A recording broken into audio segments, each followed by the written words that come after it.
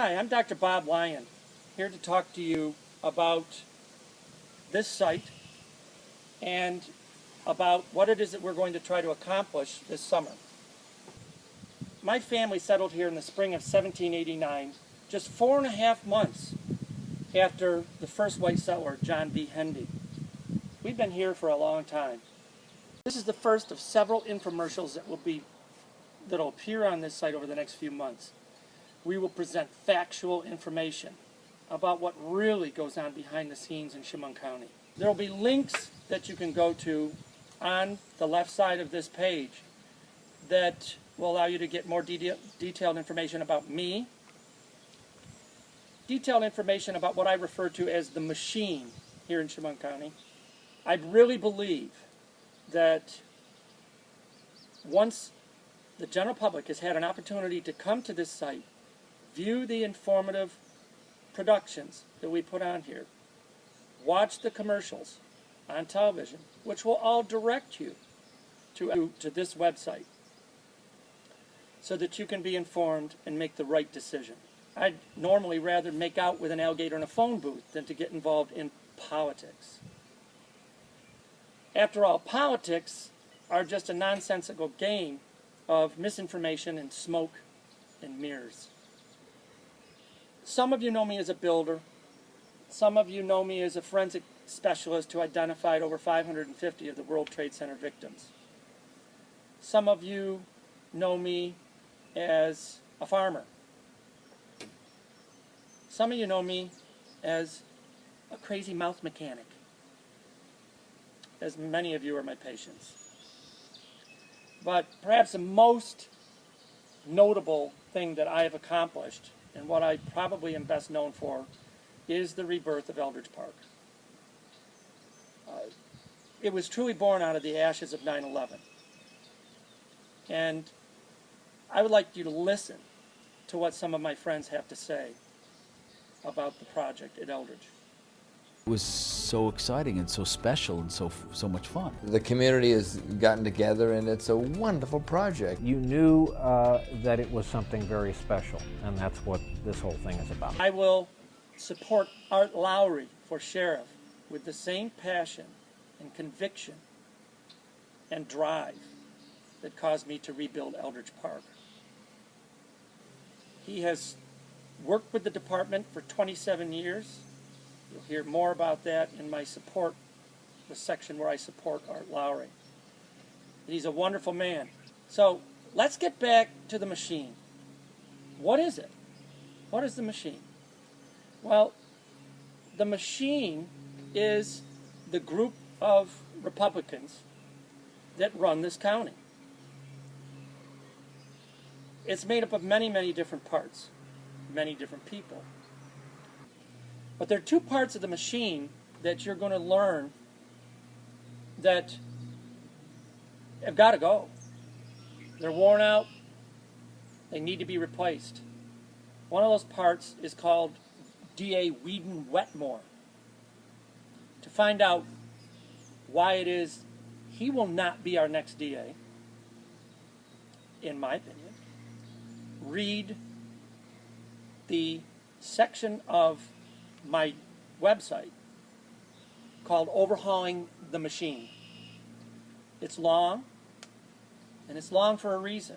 I tried to anticipate what could be brought up about me that would make this series of infomercials less credible. So please read it.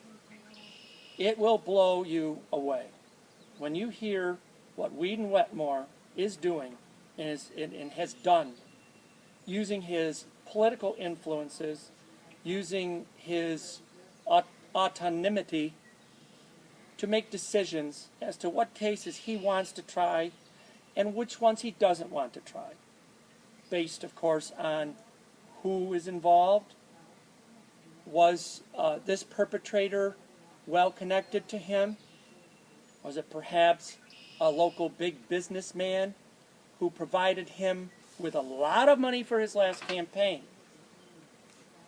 A family whose son is best friends with the perpetrator, Dr. Dirty. All kinds of things are going on behind the scenes. And you will simply be blown away when you finally digest all of this information and let it soak in. You'll be shocked. You will definitely want to help me to overhaul the machine. So why am I supporting Art Lowry with such conviction and tenacity? He's an ex-Marine. He says what he means and means what he says. He has worked very, very hard to conscientiously raise 5 wonderful children. His incredible wife, Mary, is an asset to him. And he has a great passion for becoming our next sheriff. He has been a dedicated, wonderful, honest father and corrections officer with the Sheriff's Department for over 25 years. He is, in my opinion, one of the finest men that I've ever met. One of the things that makes him so special is that he doesn't rule he will not rule as a narcissistic, draconian, totalitarian dictator control freak. He will run the Sheriff's Department the same way I ran Elders Park and every other non-for-profit that I've been president of. And that is not micromanaging every department, but rather giving a task to the person that you've surrounded yourself that's best capable of performing that task, and then letting them run with it. Be an orchestra leader, but do not rule with an iron fist. Do not second guess these wonderful people that you have put in charge of various departments. Get this. So far, half of the employees have been taken aside into